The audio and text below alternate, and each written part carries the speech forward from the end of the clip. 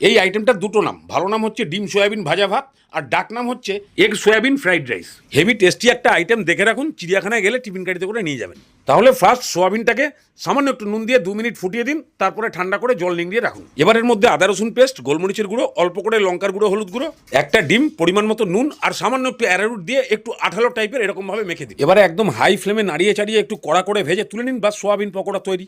এবারে ভাতটা বসিয়ে দিন, প্রতিদিন যে চাল দিয়ে ভাত খান সেই চাল।